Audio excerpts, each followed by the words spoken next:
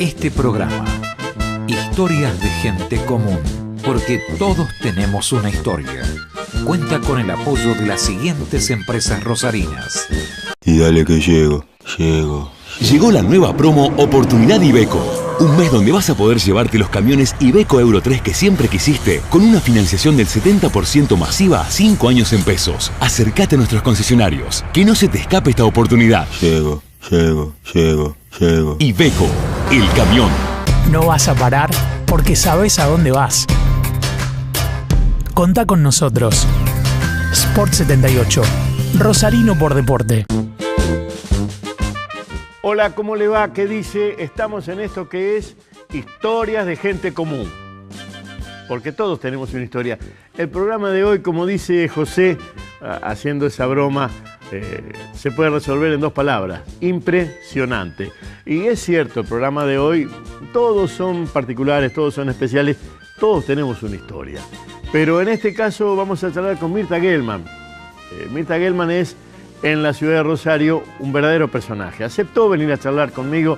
Tenemos, bueno, una contemporaneidad que nos hace un día estar muy cerca, otro día no tanto, pero esa contemporaneidad nos permite hoy mirarnos frente a frente y hablar de lo que es su vida, porque esto es Historias de Gente Común, porque todos tenemos una historia. Primera parte de la historia de Mirta Gelman, señor director, ahora. Dame tu nombre completo. Mirta Gelman, de los Hafkin. No, pero Mirta, ¿único nombre? Liliana. Mirta Liliana, ¿y por qué lo ocultás? No lo oculto, no me acuerdo usarlo. ¿Sos de Rosario? Sí, nací, quiero morir aquí. ¿En qué zona naciste? ¿Dónde los primeros años? ¿Dónde fueron? Los primeros años, en realidad el primer año en Capitán Bermúdez, en una pensión que vivían mis viejos, pero... ¿Cómo en una pensión? A ver, claro, mis viejos eran re pobres. Entonces primero probaron en Capitán Bermúdez, el primer año de mi vida. Después... ¿Pero ellos son argentinos o ellos son inmigrantes? No, ellos son argentinos nacidos en La Pampa, hijos de inmigrantes. Y después en otra pensión, frente al cine Apolo, ¿te acordás? En la calle 9 de Julio. Y después vivimos en Esmeralda y Cochabamba, la famosa Sexta en el medio de la villa, que fue una época muy feliz de mi vida. ¿Por qué? Porque la gente de la villa, como la llamaban, en esa época, y no sé si ahora también no ocurre, teníamos una relación familiar, no era más que un barrio. Y los chicos, sobre todo, cuando queríamos tomar algo, comer algo, íbamos a cualquier casa, nadie te cerraba la puerta, y jugábamos en las calles, y la verdad que estaba tan lleno de mitos. Se había muerto una nena y decían que porque mezcló leche con un higo, y se había muerto otro hombre porque morían en esa época con más frecuencia que ahora, y decían que era porque mezcló vino con sandía. Y mi viejo, que decía que hay que romper con esos mitos, me mostraba que mojaba la sandía en el vino y que no le pasaba nada ni se moría. Bueno, era un barrio muy lindo y aparte se festejaba todo. Por ejemplo, hoy creo que es San Pedro y San Pablo. Era una fiesta en el barrio, hacíamos las fogatas. Todo tenía una connotación muy especial y como nadie tenía dinero, mi mamá había inventado en un patio de una de las casas un poncho a modo de telón y todos actuábamos y cobrábamos caramelitos y lo pasábamos muy bien. Yo lo recuerdo. ¿Qué calles me decías? Esmeralda y Cochabamba, la famosa Sexta. Y si bien detrás de la vía no podían entrar mis amigas de la escuela, yo iba a la escuela con la hija del dueño de Dinóbile, o sea que no había esas diferencias de ahora de escuelas. ¿Qué escuela era? La Escuela Alberdi, que ahora creo que es un profesorado que funciona allí. Y íbamos todos a la misma escuela. Y yo sí podía ir a jugar a la casa de ellas no a mi casa, pero había mucha democracia en la crianza de los hijos. Todos los padres pretendían lo mismo. ¿Y tu viejo de qué laburaba? Y mi viejo en esa época empezó con los botones, a comprar botones y se quedaban de noche con mi madre incrustándole cosas. Después terminó siendo una distribuidora de botones importante. Y empezó con eso, pero en mi casa no había plata, pero había tantas bibliotecas y tanta cultura. Y cultura es lo que crees más lo que sabés, pero la tenían tan clara ideológicamente a dónde apuntar, que a mí me educaron, la verdad, muy rígidamente, no se podía escuchar música que no sea clásica.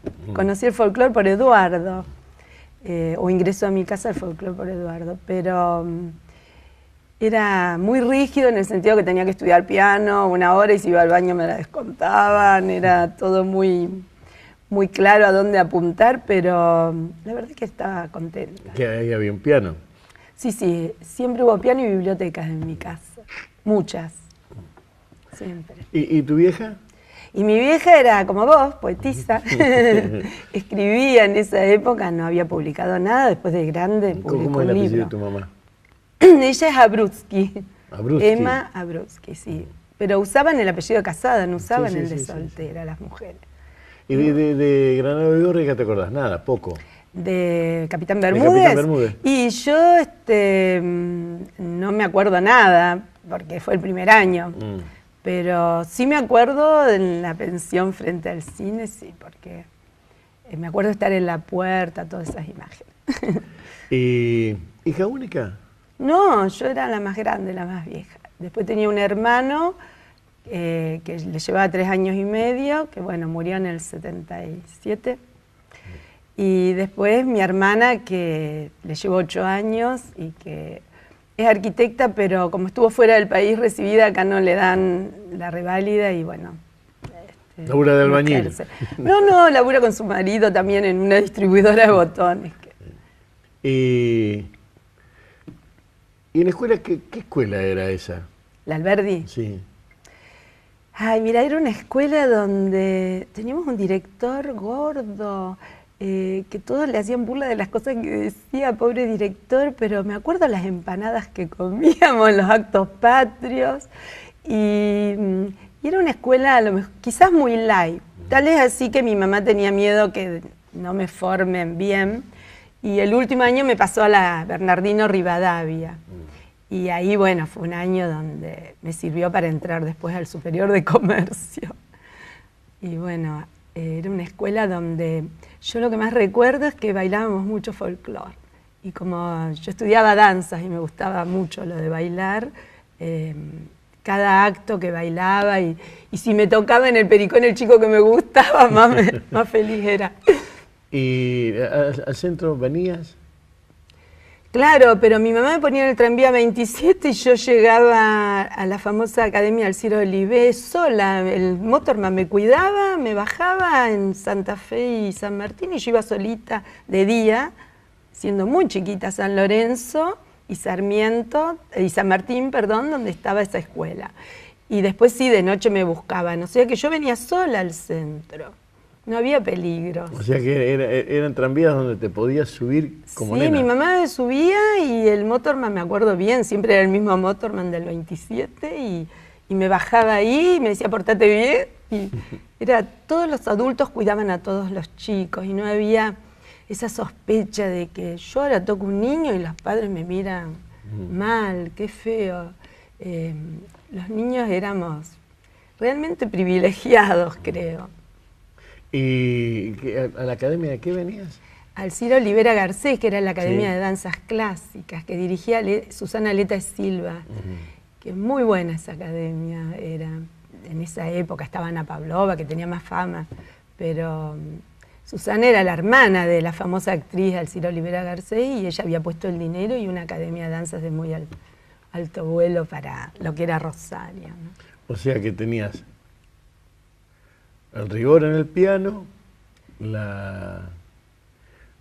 baile Sí, y danza. que ¿te preparaban para qué? ¿Para qué te ¿Qué sé preparaban yo? los viejos? Me Es decir, preparaban para todo lo que soñaban y yo no podía cumplir todas sus expectativas, pero me sirvió todo. Yo, por ejemplo, el piano tuve de profesora a Maliandi. Vos sabés que los Maliandi, hace poco me encontré con Maliandi, que vive en Uruguay. Fueron los primeros dueños de Radio Nacional. Y tienen toda una historia hermosa porque fueron los que trajeron los primeros pianos acá. Y es interesantísimo escucharlos. Y cuando a mi padre ya le iba bien, yo ya estaba en secundario, él me compró el primer piano de cola, que era, haciendo mucho sacrificio obviamente, que era el primer piano de LT1, que después fue Radio Nacional, centenario. Y ahora cuando mi padre murió y no había dónde poner ese piano, yo lo quería regalar al Museo Histórico, al Museo de la Ciudad, a algún lado, y todos me rechazaron. El Teatro Círculo me rechazó. Y lo aceptó con mucho esfuerzo la gente del profesorado de calle, ahora está en calle Santa Fe, que Sí. estaba en calle Córdoba. Y bueno, Porque ahí está la escuela de música. estaba en la escuela de música, con Y lo si cual... no te lo aceptaban ahí, un piano. Y no sé qué iba a hacer con ese piano, era muy doloroso que nadie lo acepte. Y es un piano digno de un museo porque fue el primer piano de LT1 que ellos trajeron. Era Steinway, no Steinway. Sí, Steinway, sí. Este era Steinway, no era valioso como un Steinway, pero era valioso por la historia para la ciudad, ¿no? ¿Qué te cocinaba tu vieja? Era la que cocinaba, obvio. Sí, O sí, tu viejo claro. cocinaba. No, en esa época los hombres no cocinaban. Yo siempre me acuerdo cuando vino mi suegro a casa y vio que Eduardo cocinaba y hasta lavaba los platos y se asustó. Los hombres no hacían eso. Y nosotros, como no había mucho dinero, por ejemplo, los domingos comíamos gallina. Y la gallina se comía hasta las patas, todo. Y también los domingos compraban yogur. Y bueno, y el Pato Donald. Y comíamos después de postre algo que se ve que era muy costoso, que era el durazno natural. Y yo todavía veo, alguien me dio una de las potes que comíamos ese durazno natural y se me hace agua a la boca de pensar ese durazno que era tan deseado y se asociaba con los domingos. Y más porque yo fui a tocar a LT3, ¿te acordás los ruscolitos? Sí. Íbamos siempre a LT3 a los ruscolitos y participé 2 o 3 veces. Y entonces era un día que no es como ahora. El significado que dábamos a los domingos era algo muy festivo. Y fíjate que uno de los hechos de la sociedad argentina, pero básicamente de las 2 o 3 grandes capitales, fue que de 1895 a 1905, 1910, se fundaron todos los clubes de fútbol, pero no eran clubes de fútbol. Tenían fútbol, pero eran clubes donde ir el domingo, porque se peleó por el descanso dominical y cuando se consiguió, ¿dónde ir si vivías en una pensión? Entonces, ¿dónde ir con la canasta? Yo patinaba en Hindenburg, ¿te acordás de Hindenburg? Sí, era así. Bueno, entonces se fundaron porque el domingo era muy importante. Claro, Era muy importante el descanso Claro. y la familia, ¿no? Y la familia, sí. A veces íbamos al Apolo toda la tarde. A las 3 películas. 3 películas repetidas, o sea que 6 películas. Cruzábamos a la panadería, comprábamos factura y seguíamos. Y ese era el domingo. venías al centro, a la academia, pero que era una excursión eso, después venía al centro de otra cosa, porque ahí venías a una tarea. Ay, mira qué bien. Pues es que yo nunca acepté una entrevista tan personal, pero me hiciste recordar, la verdad que sí, veníamos los domingos a veces, cuando ya mi papá estaba un poco mejor, a la Querencia a veces, digamos una vez por mes. Y me hiciste acordar hasta lo que comíamos. Y después, si no, a la Royal, a comer. Y siempre recuerdo el olor de la Royal y las fotos, porque, claro, cuando nos sentábamos ahí no podías pedir todo lo que se ofertaba, pero las fotos de esas copas siempre decía, cuando sea grande me voy a comprar una de esas copas. Y no sé si era que no podían o no querían, porque éramos chicos, comprarnos eso. Y en la Querencia comíamos siempre la palta, creo que era con, no sé si salsa golf o qué era, y algo que no recuerdo, pero recuerdo la palta, que siempre me gustó la palta. ¿Y que era un premio que daba el viejo? Claro, era de vez en cuando se ve que le iba mejor.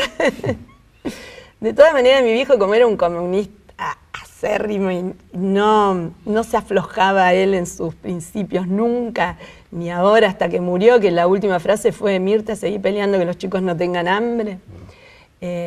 Mi viejo por ahí no nos daba cosas a veces porque después lo entendí. No porque no podía, sino porque decía que hacía mal.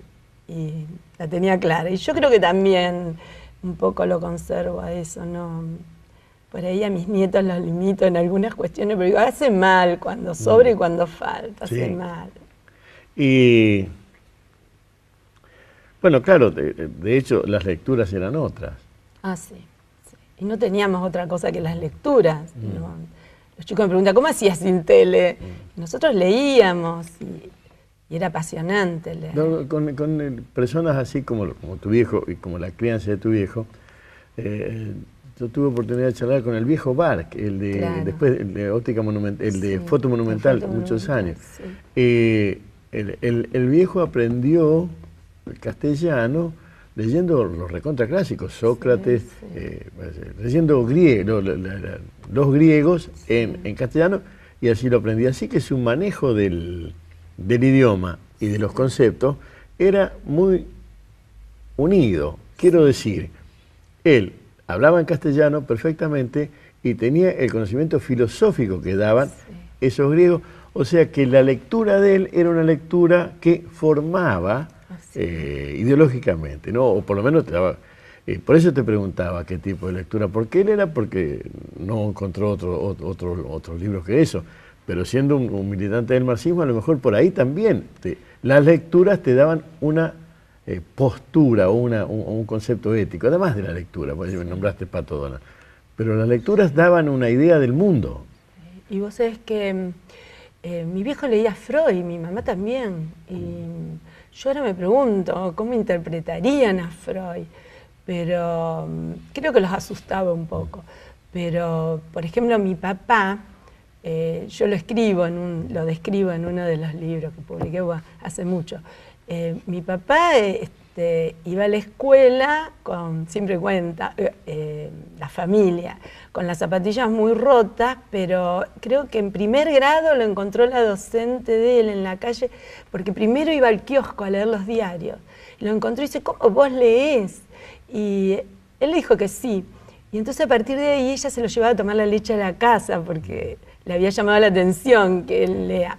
Y vos sabés que Pablito, cuando tenía 3, 4 años, parecía como, no sé, como distraído, tonto. En esa época no se patologizaba, pero me mandaron a una psicóloga a ver qué le pasaba. Y era que leía y escribía a esa edad. O sea que se ve que yo no creo en genes, creo en estímulos externos, en lo epigenético. Pero se ve que algo hay con eso del sabor de la lectura en mi familia, porque todos leen mucho, todos.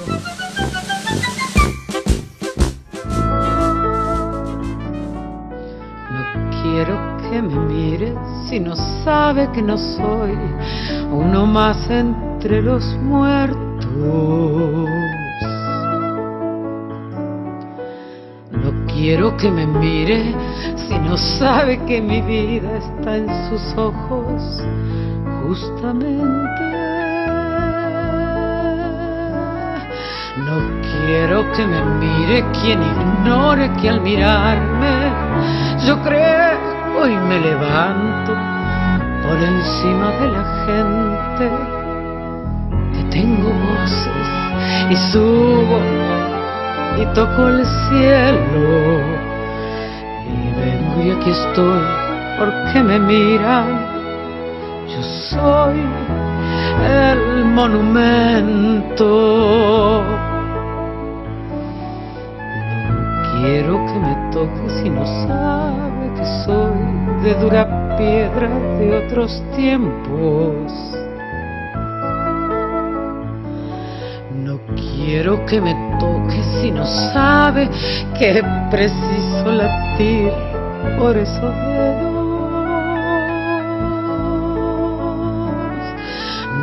Quiero que me toque si ha olvidado que al tocarme parezco un trozo de madera, un barco y una vela, un tren, un avión, que voy corriendo, que resurjo en latidos de amores que me tocan. Yo soy el monumento. Yo quiero que se sepa que nunca estuve quieto. Yo quiero que se sepa que sigo siendo un sueño. Yo quiero que me mire igual, que fuera un cielo, el cuento que contaban del sol y los cuadernos diciéndome en sus versos que soy una bandera, que soy una esperanza, como la vez primera.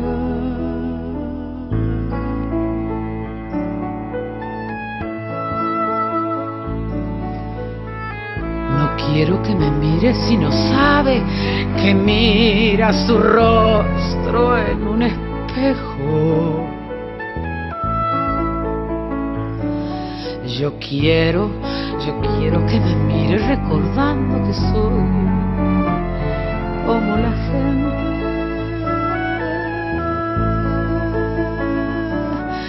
No quiero que me toque, se ha olvidado la historia de mi cuerpo, compuesto de ilusiones, amores y recuerdos, ejércitos y madres y trigo y un labriego que me soñó diciéndole en su puerta: soy Juan, tu monumento.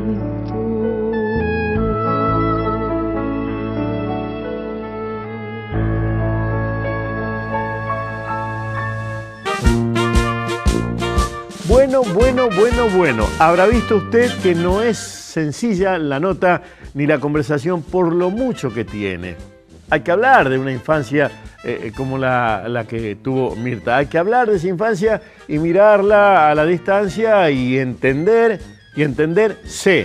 Porque creo que lo que hace Mirta es entenderse y de ese modo poder entender a los demás. Cuando uno está sentado bien en su silla, puede hablar de las sillas de los demás. Y creo que Mirta lo que está haciendo es eso, una confesión de vida, historias de gente común, porque todos tenemos una historia.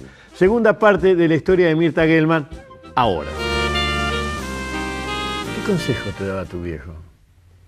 No, daban mandatos, no daban consejos. Era muy taxativo. Eran imperativos. Sí, todos los padres, lo paterno era sagrado. Mi mamá por ahí sí daba más consejos, pero era muy artista, muy dispersa, estaba en otra. Y ellos pelearon mucho cuando surgió lo de Stalin y había mucha guerra con ese tema. Una pelea continua en mi casa. Porque eran todos militantes de la paz, de los movimientos pacíficos. Incluso yo a Eduardo lo conocí, estaba en el Movimiento por la Paz, con Suárez, ¿te acordás de Suárez, Adolfo? Pero lo de Stalin fue algo que era creer o no creer. Y bueno, algunos siguieron siendo creyentes y otros no. ¿Y cómo te movías en una ciudad? Bueno, está bien, es todo distinto. ¿Qué decías? Soy la hija de un comunista, no decía nada, no. Nosotros éramos pobres comunistas y judíos, te imaginás, no tenía que decir mucho porque era la época en donde vivimos lo de Engalinela, era la época de mucha persecución. Quío, además. Bueno, Quío ya siendo más grande, pero lo de Engalinela yo era chica y había mucho secreto, y después más grande cuando se hacían reuniones en mi casa eran terroríficas, los miedos, y no fue fácil. Ahora se puede hablar del comunismo, pero antes no. ¿Pero la ciudad era agresiva o no, cómo? Sí, hubo mucha persecución. Yo por eso, obvio, no soy gorila porque lo entiendo ideológicamente y rescato muchísimas cosas que hizo el peronismo, pero me quedó la impronta de mucho dolor por mucha persecución, como me quedó la impronta de las 3A, que nadie habla de las 3A, y que fue la que persiguió a mi hermano mal y nos perseguía a todos antes de que venga el proceso. Y era tan agresivo como el proceso. Por eso tengo mucho miedo a los movimientos así defensivos partidarios. Y siempre insistí que mis hijos sean transpartidistas y transpartidarios por objetivos determinados y no esa lucha terrible, porque también como judíos nos discriminaban en la posguerra, terrible. Íbamos a cumpleaños y entre las fotos cómicas estaban las imágenes de los hombres con narices grandes y todo. Y los chicos cuando salían, por ejemplo, las clases de religión eran terroríficas porque me mandaban afuera y tenía que estar en penitencia afuera. Bueno, vos sabés que yo soy criado en Santa Fe, y Santa Fe es una ciudad absolutamente antijudía, muy grande, sí. Porque la Inmaculada tuvo mucho, estoy hablando hasta el 60 que yo me vine. Y el liceo también, porque había una formación militar y estaba el Jobson. Y lo que dijiste, mi vieja era anarquista.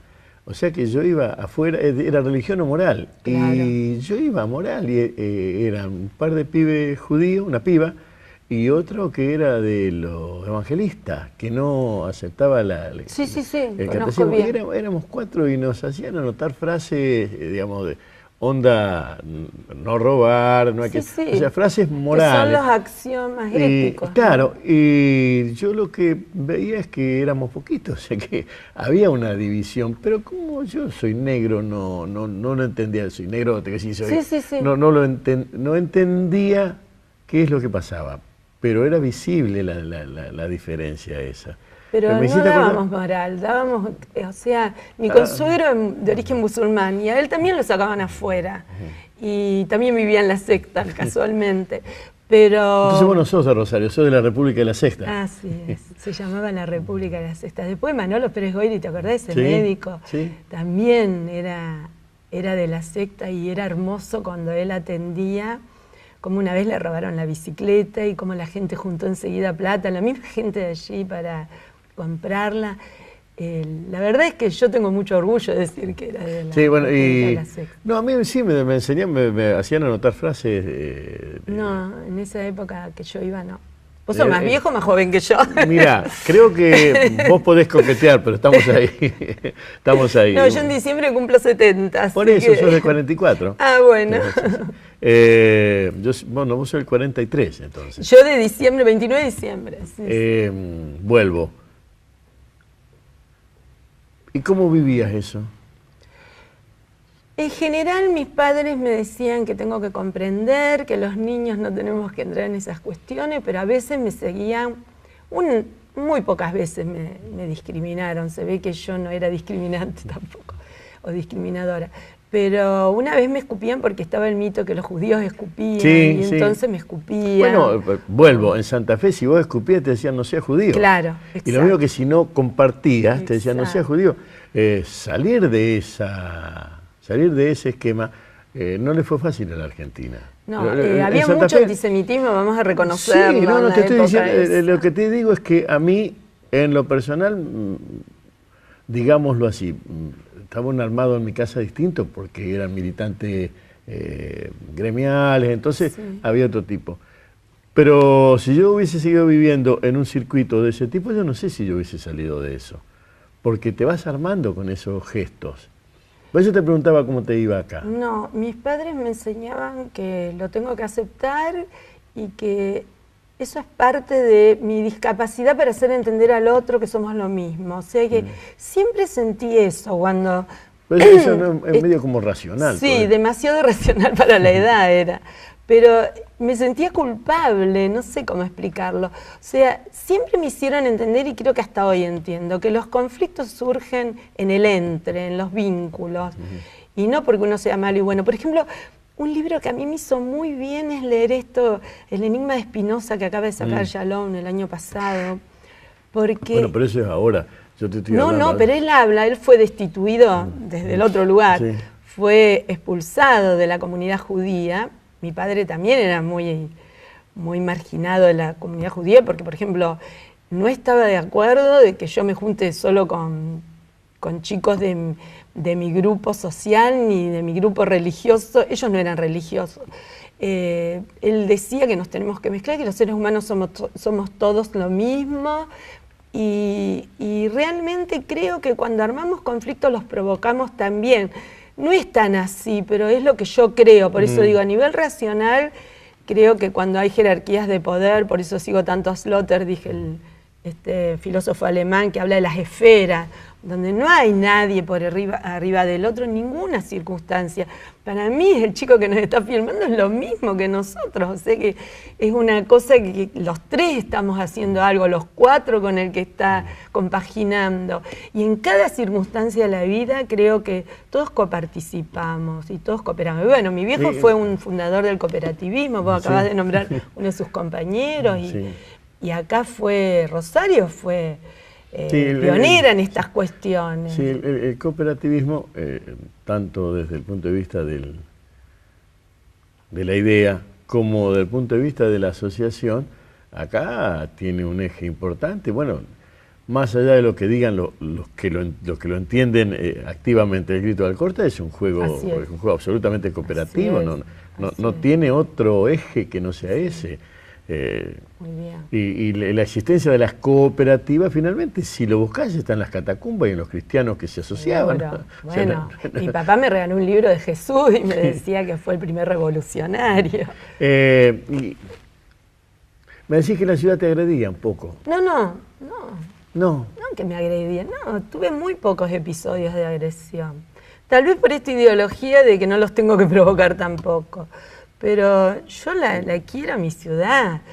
¿Cuál era la calle allá en la Sexta? ¿Cuál era la calle? Vos decís, esta es mi calle. Y mi calle era Esmeralda, mira qué lindo. Y Cochabamba, yo estaba en la esquina. Pero después fue, cuando nos fue un poco mejor, mi viejo alquiló, yo ya estaba avanzada en la primaria, en Montevideo, entre el parque, que viviera ahí, que ya venía porque había un puente entre los chicos de la Sexta y acá, no como ahora, que el puente es signo de, están pidiendo que lo destruya. Yo vivía en Montevideo entre Necochea y el parque, que también era una época donde los chicos salían a andar en bicicleta de noche a jorobar las parejas, o sea que no había terror como ahora. Pero me acuerdo del episodio al mudarme, que el sodero la empezó a tratar a mi mamá con mucho respeto, era el mismo sodero, y porque se había cuando mudado. Vio el cambio de que porque nos mudaba a una casita mejor, nos trataba distinto, mi papá lo echó y dijo, eso está muy mal. Y siempre me acuerdo de ese episodio que echó al sodero porque lo trató bien, porque yo decía que entendía no sabía que era una paradoja, pero no entendía qué pasaba. Y siempre seguía yendo a la Sexta, no me dejaba de ¿Te queda juntar. alguna amiga, algún amigo de esos, de los originales? Sí, mirá, hay una escritora, Raquel Mongielo, que es Raquelita Piñeiro de Mongielo. ¿De Mongielo o de Mongielo Ricci? Que es la Porque suegra Napoleón del dueño de la Parrillita Norte. Ah, sí. Sí. Sí. Y Raquelita ahora está en Funes. La Parrillita Norte, o la de la Glicina, era de dos comunistas feroces y fenomenales, Clemente y Jesús. Ah, bueno, pero sí. ahora no, hay uno que me pelea, que es franquista y se juntaba hasta hace poco con mi viejo a pelearse. Pero vos sabés que Clemente escuchaba en onda corta Radio Moscú. Claro. O sea, Mirá vos qué interesante lo que estoy hablando contás. desde el 60 y pico. Clemente y Jesús, después se quedó uno de los dos gallegos. Estamos hablando de la Parrillita de la cortada. Sí. Bueno, ¿qué me decías?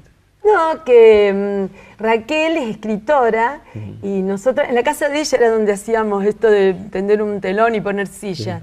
Sí. Y nos encontramos después, mucho tiempo después, casualmente, a raíz de que ella escribía, y nos escribimos siempre, y es una persona muy interesante. Esa es del barrio original. Ah, sí, claro, era mi vecina. El padre era don Pepe porque no quería que le digamos señor, decía que el señor está en el cielo. ¿El barrio tenía alguna característica distinta al barrio de hoy? Sí, era muy distinto. Yo te repito, era como una familia, porque hoy los vecinos no tienen el vínculo ese. Un vecino era un tío. Y si uno necesitaba algo, ya incluso en la calle Montevideo, recuerdo, una entraba en trabajo de parto y cualquier vecino la llevaba y entrábamos los chicos en la casa de uno y otro como si fueran nuestras propias viviendas. Y yo creo que, me parece a mí que evolucionamos a nivel de más intelectualización y menos intercambio emocional y afectivo. Cada vez más, porque incluso dentro de la familia está pasando eso. ¿Cuál es la comida que le pedías o que le pedirías a tu vieja?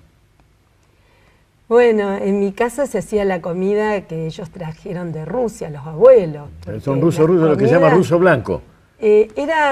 Mi abuelo era rumano, o mi abuela, no recuerdo, paterna, y la otra rusa, y de Rusia los de mi madre, ¿no? Mi abuelo, por ejemplo, tocaba el violín, vivían en un conventillo, eso los recuerdo de los conventillos, pero era muy divertido. pero él tocaba el violín y todos los inmigrantes traían cada uno su cultura y convivían sin problemas, había italianos, españoles, pero sí las comidas eran de las abuelas y eso se conservó en mi familia. La abuela es la que tiene que invitar y mi padre eran 14, o sea que la mesa de nietos, primos, todo era muy, muy grande. Pero dentro del conventillo se ponía en el patio, porque ellos tenían una pieza y la cocina común, y comían. Así que las comidas de mi abuela fueron las que más agridulce, todo. Agridulce, sí. Pero a mí lo que más se me grabaron las comidas de mi suegra, porque era una cocinera fantástica. Bueno, pero tu suegra no es tu infancia. Ay, yo te estaba diciendo pero que fue mi madre, fue mi madre. Qué fuerte que es eso. Sí, fue mi madre. Qué fuerte que es eso. Tanto el afecto. ¿Te cuidó? Sí, me enseñó el amor que yo aprendí a dar a mis hijos. Era menos intelecto y más esto. Más afecto. Pero, sin embargo, el que recordás es al viejo. Damos vuelta y venimos al ruso Germán, venimos siempre. Sí, era un personaje muy especial, pero después el Partido Comunista lo cagó. Digo, sí. Y él, todo lo que construyó en su vida, siendo viejito, cuando le pedía que se acerque a los lugares donde él fundó y donde él odiaba a Martínez de Hoz, que transformó las cooperativas en bancos y todo esto, y los que traicionaron. Mi viejo no podía entrar a esos lugares porque le daba taquicardia, pobre. Te da fastidio eso, es cierto. Toda una vida luchando por cosas donde, qué sé yo, se desarmó todo. La idealización que él tenía de la justicia. Realmente ellos no pudieron ni hacer secundario, ninguno ni mis viejos ni mis suegros, pero el aprendizaje empírico era más profundo que ahora. Yo me encuentro con gente con muchos postítulos y maestrías y doctorados y nada que ver. No saben no son sapiens. No, pero además lo que supongo, a tu viejo no lo conocí, conozco a algunos de esa generación, pero tu viejo no, por lo menos si no lo conozco, a lo mejor lo vi, porque con el instituto he tenido trato siempre. Claro. Y la agencia con el ruso Rejovisky, a mí me todos los avisos de toda la publicidad tenía la manejaba yo, o sea Claro. que era el creativo de esa agencia, o sea que en algún momento, pero lo que yo notaba es que tenían un humor muy grande. No sé cómo era el humor de tu viejo. Mirá, ¿viste la frase que terminó Pablo anoche de hacer con alegría las cosas más serias? Ellos hacían con alegría y con mucha ilusión esto de poder dar un crédito a un obrero, de poder... mi papá tenía empleados, pero los empleados compartían muchas cosas con nosotros, no era la relación patrón-empleado. Yo recuerdo, había empleadas que venían y dormían conmigo juntas y me ayudaban y todavía tengo recuerdos muy amistosos, pero todos ellos eran así. El abuelo de Damián Schwarzenegger, Sí. El viejo Ruth, era una figura donde la tenía muy clara, donde apuntar por la igualdad, la equidad, pero era una equidad militada en lo cotidiano, no una equidad recitada. A mí me gusta, viste, esto de no hablar de igualdad de oportunidades, sino de igualdad de posiciones, que es lo que se está hablando ahora a nivel pedagógico, porque esta gente eran maestros en la cuestión de que todos somos lo mismo. Y hasta teníamos canciones sobre la fe en el hombre y en que los humanos no hay diferencias.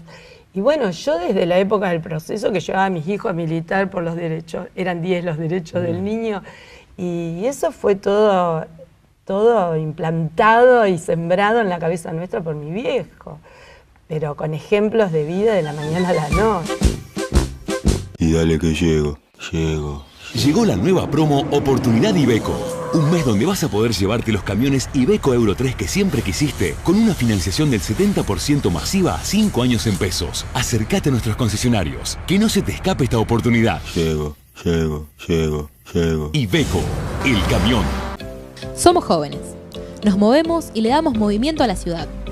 Por eso ya puedes descargarte Movi Joven en tu celu, una aplicación que te permite sumar puntos y acceder a descuentos, entradas, viajes gratis en Mi Bici Tu Bici, abonos para la Florida y otros beneficios. Además, puedes consultar la agenda de propuestas educativas, culturales, deportivas y recreativas que tiene la ciudad para nosotros. Movi Joven es innovación en movimiento, para disfrutar todo lo bueno que tiene nuestra ciudad. Municipalidad de Rosario. Está pasando de todo en este programa. Inclusive por allí también a mí se me afloja el bobo. O el bobo, le decimos el bobo al corazón porque en realidad el corazón no se detiene y sigue. Estamos charlando con Mirta Gelman. Esto es Historias de Gente Común. Porque todos tenemos una historia. Y la de hoy es una historia cargada de muchas cosas. Ayuda, esa es la idea. Ayuda para armar un perfil de la región Rosario. Mirta Gelman es un aporte importante a ese perfil de la región Rosario. Nos vamos a meter con el último tramo de este reportaje. Yo le diría que es un reportaje en donde me sentí incriminado, me sentí parte de ello. Esta es una confesión que periodísticamente a veces no es bueno decirlo, no es bueno confesarlo, pero estas son historias de vida y en esas historias de vida uno termina, como digo, un poco incriminado. Señor director, último tramo de la historia de Mirta Gelman, Historias de Gente Común, porque todos tenemos una historia. Señor director, ahora. Hay un costado tuyo, que a mí me interesa que lo converses. Antes de que abrieran los micrófonos, yo te decía que tengo una imagen tuya muy fuerte. Camorrera. No, eso Soy sí. muy peleadora. No, en lo personal sí son insoportables. Pero no es eso. Tengo una imagen tuya que, corregime, si yo tuviese que dar un ejemplo de una pareja amorosa, es la de vos y tu marido, o tu pareja en realidad. Mi compañera. Porque si en el 61 estaban de la manito, y en este año que estamos grabando esto, pueden seguir de la manito. Estamos de la mano, sí. Es que hay allí algo muy fuerte, muy... Y yo no sé cómo sucedió, porque no es normal, o a lo mejor sí, No es común. pero de todas las parejas o todos los grupos, ver que eso mismo sigue sucediendo con Kitty, desde el 60 hasta acá, mirá la cantidad de años que se lleva eso.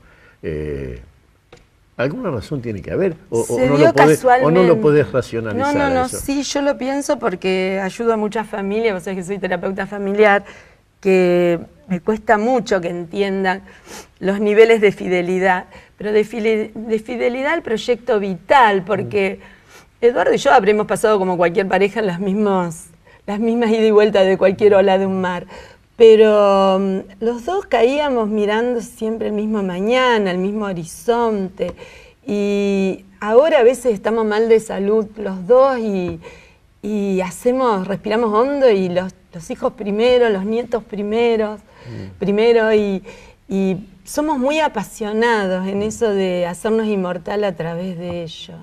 Y no solo eso, sino que adoptamos a nuestra nuera, a nuestro yerno. ¿Cómo te puedo explicar? Son, adoptados en serio, los queremos como hijos y creo que ellos nos quieren. Pero los dos mirábamos al mismo sitio. Mirá que tuvimos oportunidades, los dos tuvimos oportunidades de hacer cosas importantes. Yo en una época me llamaban de lugares muy importantes y teníamos posibilidades de crecer o también de ser seducido por cosas humanas que nos pasan a todos y siempre volvimos a lo mismo, o sea que era mi compañero. Vos no sé si te acordás, en esa época no era como ahora mi amante o novio, no sé cómo se los llama ahora, mi amigovio y todo eso. Era ser compañeros y era una bandera. Sí, yo lo que recuerdo es verlos entrar y a estudiar en lo que era el Museo de Anatomía, verlos estudiar, cada uno con su libro, llegar e irse, o sea, un laburo de vida. Sí. Lo que me pregunto es si fue casualidad o se armó.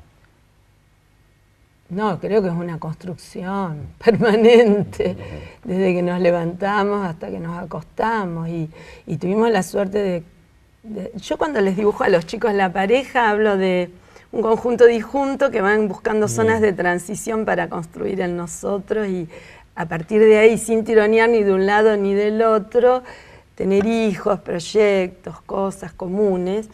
Y bueno, fue un trabajo, a veces arduo, a veces obvio que nos soportamos muchas cosas. Cuando llego que soy camorrera, yo soy pacifista, pero las cosas que en eso soy como mi viejo, me dicen Marquitos Gelman, las cosas que me parecen incorrectas, no las acepto y soy muy dura, muy obsesiva, me dicen. Y tal vez, por ejemplo, con mis hijos era como que la norma. ¿Cuántos hijos tenés? Y Pablo y Natalia, que te traje ese CD, que es una maestra sensacional, que le ofrecen cargos altos y ella no quiere estar al lado de los chicos y es una maravilla de madre. Y Pablo, y bueno, y mi yerno y mi nuera, y los nietos. Pero sí, te repito, tengo claro el axioma de oro desde la Torá, por suerte adoptado por lo menos para recitar por todas las religiones, de no hacer al otro lo que vos no querés que te hagan a vos. O al revés también, eso que critican, pero que está bien hacerle al otro lo que vos querés que te haga. Y bueno, soy dura en eso, pero peleo mucho por la ética. Y de aquel rosario de la sexta, sí. ¿Qué crees hoy que querrías que se mantenga?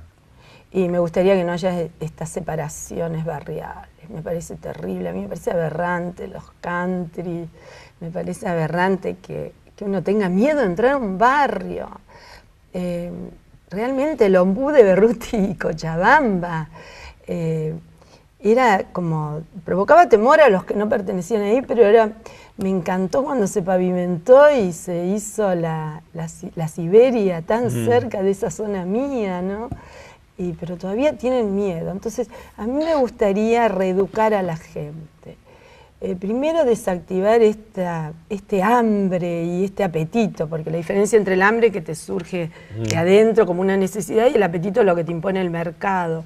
Y este lavado de cerebro, que lo que importa es lo material y nada más. Y esto hace de que los chicos crean que es más importante una zapatilla determinada, o por eso quitan, por eso roban, que estas cuestiones afectivas que no se pueden comprar nunca. ¿No se robaba en aquel barrio? Entre nosotros no, obvio. Nadie te robaba ni te violaba ni nada de eso, ¿no? Y eso se rompió hace poco. ¿Caminarías por ese barrio hoy? Yo sí, camino porque es mi barrio. Me acuerdo de los chicos que estábamos allí y todo. Pero es muy triste. Atiendo a muchos pacientes de allí. Y es muy triste cuando me dicen que no pueden salir a jugar a la puerta. Y bueno, la puerta era nuestro patio. Todos teníamos patio, pero el patio era la puerta, la zanja era el lugar de la fechoría. Y había mariposas. Vos sabés que nosotros agarrábamos los paraísos y sacábamos la rama y cazábamos mariposas, pobrecitas. Pero ahora yo a mis nietos les cuento eso y no pueden entenderlo. Entonces, si hubiera que cambiar algo, esto que llamamos seguridad. Me parece a mí que más que seguridad es hacer un nuevo contrato humano, pero de todos. ¿Qué estamos yendo a Rousseau ahora, otro contrato social? Sí, pero viste que Rousseau no fue buen padre. No, bueno, hay que ser congruente. Bueno, está bien, pero sí. la escritura fue importante. La escritura fue importante. Sí, sí, muy bueno. Y bueno, las maestras leen el Emilio y aprenden muchas cosas, pero yo peleo que las maestras lean a Foucault. No sé, yo creo que ese barrio que vos decís está en tu cabeza, ¿no? Sí, obvio, mi corazón también. Pero que hoy, si te das vuelta, no está. No existe más, es verdad, lo que decís es verdad, no está. Nada de lo del ayer está, pero en eso hay que ser como dice la Biblia. No mirar para atrás para no congelarte como estatua de sal. No, eso sí lo tengo claro. Yo miro siempre hacia adelante. Muchas veces me dijeron que me moría y siempre pensé en los demás y pensé en el mañana y en todo lo que podía hacer que me perdonaba. Y bueno, a todos nos pasó a esta altura de la vida. Te voy a hacer una pregunta jodida, pero aviso, pero te la voy a hacer. ¿Cómo te manejas con tu enfermedad? Yo me manejo como parte mía, qué sé yo. Cuando me dicen que si me preocupa una arruga, yo digo, tengo cosas más pesadas. Claro, no, te aviso para tu coquetería. No, yo quiero contar. Estás muy parecida a lo que yo tenía en la cabeza. Bueno, porque es tu memoria, el hipocampo te hace una mala jugada. Soy totalmente distinto. El hipocampo, donde se juntan los recuerdos. Yo tengo una leucemia, lo vivo diciendo. El primer día me dijeron, no cuento, pues se te van a ir los pacientes, y al contrario, yo vivo contando de que era una leucemia muy podrida, el día que fui tenía 80.000 blancos y bueno, y la ciencia es muy importante, por eso es lindo este libro, Destejiendo el arco iris, de Dawkins, porque él habla de unir, ensamblar la ciencia a la poesía, ¿no? Y la ciencia encontró un remedio que a mí me mantiene viva, no es muy grato tomarlo, me peleo con el médico porque bajo las dosis por mi cuenta porque es muy duro, porque bueno, es un remedio que actúa como el anticáncer, pero me mantiene viva. Y yo, bueno, no creo en los pronósticos. Y fíjate que ahora con las resonancias magnéticas y todo lo que hay de avance en lo neurológico, se entiende por qué lo ideológico te aumenta las defensas inmunológicas. Y cómo las creencias tienen el mismo valor que los conocimientos. El cerebro te lo ilustra, o sea que ese puente que yo peleé tanto entre lo subjetivo y lo objetivo del humano, por lo menos en la construcción de un niño, ese puente existe, no es mentira. Entonces, las ganas de vivir son un buen remedio. Sí, más que las ganas de decir, bueno, ¿hasta cuándo me mantengo? Hasta que me necesiten. No me gustaría, iría a un escribano a poner que no me prolonguen la vida, eso no. Y sí me gustaría que tampoco sobrevivir así mi cerebro falla, que es la única parte de mi cuerpo que jerarquiza, ¿no? La cabeza. Sí, y no me gusta esto hablar tanto de mí, siempre cuando veo entrevistas digo, ay, ¿qué le importa a la gente de uno? Pero la verdad, Bigote, que después de tantas peleas y tantos rejuntes, no sé por qué me presto a esto, pero realmente... No, porque es cierto que nos hemos peleado. Sí, por culpa tuya empecé a usar pantalones, no usé más pollera. Por ese programa, ¿te acordás? Después se portó muy bien Suriani conmigo cuando fue el accidente de Pablo. Sí. Y ustedes me dijeron que yo tenía lindas piernas, pero era para descalificarme, que yo hablaba de la anorexia. Y entonces a partir de ahí nunca más usé pollera, usé pantalones. Siempre digo, el Bigote y Suriani consiguieron que no me ponga más pollera. Pero pero siempre nos encontramos en los mismos lugares, siempre nos cruzamos en los mismos lugares. Y ahora yo te emocioné a vos. Y creo que los dos peleamos por la poesía. Y hablar de poesía es hablar a nivel de sublimación, de poner en el arte nuestros dolores. Yo, si me preguntás qué hice en mi vida, es pelear que a los chicos no les duela la vida. Porque yo pasé una infancia, no la voy a contar, pero muy conflictiva y con muchos problemas. Y bueno, lo capitalicé y ahora ayudo para que otros no los tengan. Y creo que es la misión. A mí mira, yo colaboro con una revista, La Misión, que hace Candy, la mujer de Candy. Sí. Que son personajes que no los conozco personalmente, pero los sigo mucho. Y ellos la reparten gratis. Y colaboro con artículos. Y realmente la misión de la vida me parece bueno, eso de tener para qué estoy acá y para qué vivo. Y bueno, mucho de lo que te conté, a lo mejor lo conté esperando de que los que están en esos sitios, una propuesta, no tienen que seguir lo que propongo, pero...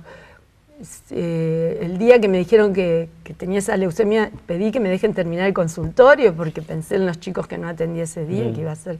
Siempre pensé en los otros, siempre. Y siempre creí que era un poco hipócrita esa postura. ¿Cuántos años hace que peleas eso? Y 10, ya una década y no soy hipócrita porque en ese momento me di cuenta que pensaban que mis hijos no sufran, que mi marido no sufra, que nadie sufra por esto y que, bueno, que... Si tengo que estar, estoy, y si no, no. Y se ve que todavía no me quieren arriba. Beso, gracias. Bueno, gracias a vos. Muy linda. Listo, parecido y diferente. Hasta aquí llegamos. Historias de gente común. Porque todos tenemos una historia. En este caso fue la de Mirta Gelman. La próxima semana, otra vez, parecido y diferente. Historias de gente común. Porque todos tenemos una historia. Hasta entonces, un beso en la frente, gracias, chao. Este programa, Historias de Gente Común, porque todos tenemos una historia, cuenta con el apoyo de las siguientes empresas rosarinas. No vas a parar porque sabes a dónde vas. Contá con nosotros. Sport 78. Rosarino por deporte. Y dale que llego. Llegó la nueva promo Oportunidad Iveco. Un mes donde vas a poder llevarte los camiones Iveco Euro 3 que siempre quisiste, con una financiación del 70% masiva a 5 años en pesos. Acércate a nuestros concesionarios. Que no se te escape esta oportunidad. Llego. Iveco, el camión.